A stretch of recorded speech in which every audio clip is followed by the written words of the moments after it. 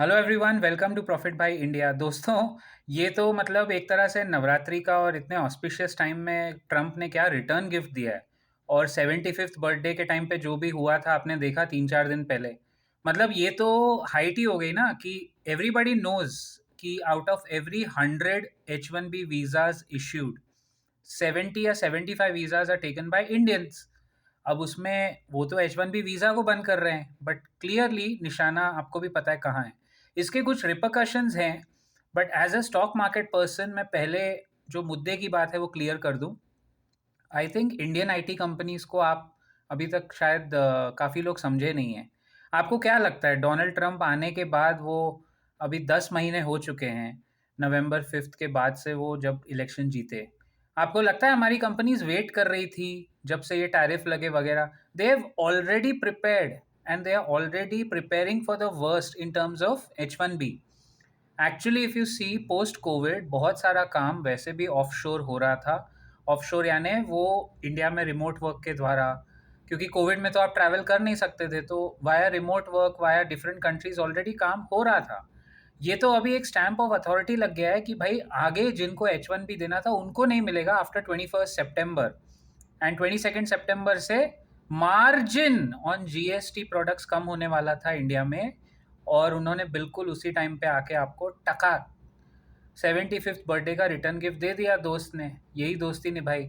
इतना foreign policy, इतना बवाल, इतना ये इतना वो, जबकि हकीकत क्या है ना, हम लोग चाइना के सगे हो पा रहे हैं, which is obviously not in our interest, क्योंकि वो क्लियरली हमारा स्ट्रेटेजिक विजन पार्टनर तो नहीं ही है। Anybody close to Pakistan can not be close to India, right?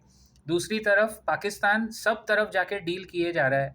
So called America के साथ भी उनका कुछ अपेरेंटली हुआ है डील। देन ये सऊदी के साथ उन्होंने अभी डील किया। खैर ये जियो पॉलिटिक्स की बातें हैं। एंड आई थिंक इसमें इंटरनेशनल मीडिया ने ये भी देखा कि हमारे देसी मीडिया की कितनी इज्जत बाकी बची है। From a stock market perspective, I think this is going to be another repeat for the IT sector जो कोविड में हुआ था। I think IT sector, Indian IT वाले और इंडियन बिजनेसमैन पर्टिकुलरली बहुत होशियार हैं। हम लोग ऑपरेशनल कॉस्ट बचाने में एक्सपर्ट है दोस्तों।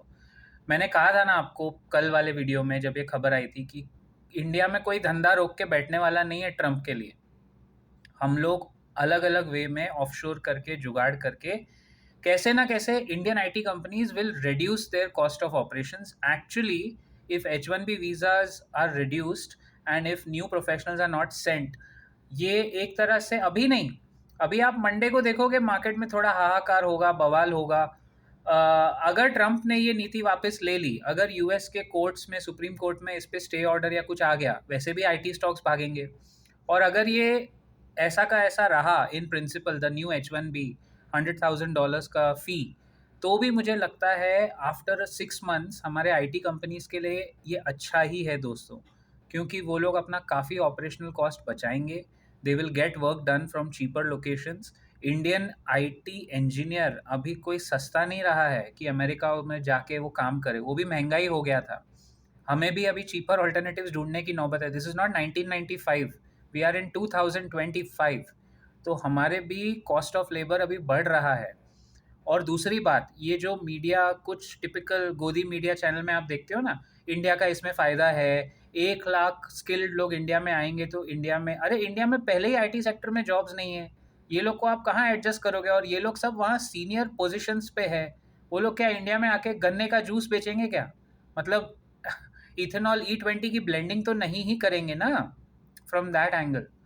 तो कैसे इसका मुझे लगता है फ्रॉम अ मार्केट पर्सपेक्टिव ये हमारे लिए इवेंचुअली फॉर आईटी स्टॉक्स अभी धक्का है, लेकिन हो सकता है सिलेक्ट आईटी स्टॉक्स में बाय ऑन डिप्स मिले। अगर आप वो देखना चाहते हो तो आप हमारा मेंबर्स सेक्शन ज़रूर सब्सक्राइब करें और देखें कि कौन से आईटी स्टॉक्स को इससे फ़ायदा हो सकता है।